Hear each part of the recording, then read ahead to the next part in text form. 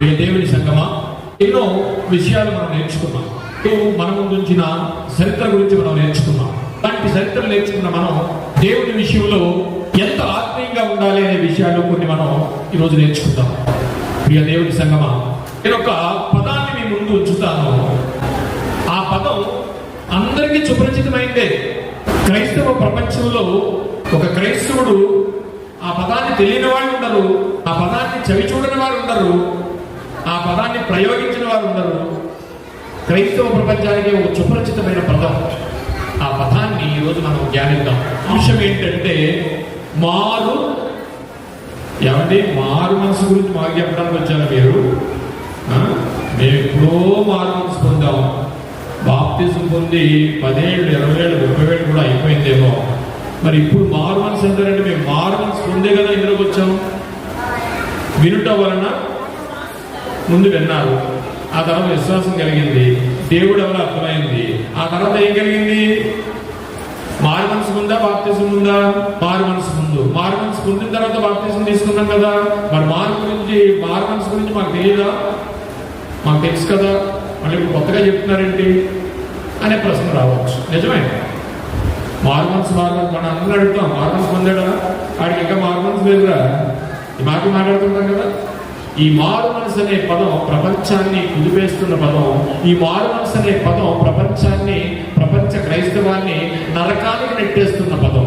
ఆ పదవిలో ఉన్న ఆంతర్యం ఏమిటి అది మనకి తెలియకపోతే ప్రియులారా చాలా చులకనగా కనిపిస్తుంది. నేను చాలాసార్లు చెప్తా ఉంటాను, బైబిల్లో ఒక 4 నుంచి 5 విషయాలు ముఖ్యంగా తెలియాలి. ఎవరి గురించి? తండ్రి అయిన దేవుడి గురించి, కుమారుడైన క్రీస్తు గురించి, తన కుమారుడైన పరిశుద్ధాత్మ గురించి, అట్ ది సేమ్ టైం సాతాను గురించి ముఖ్యంగా తెలియాలి.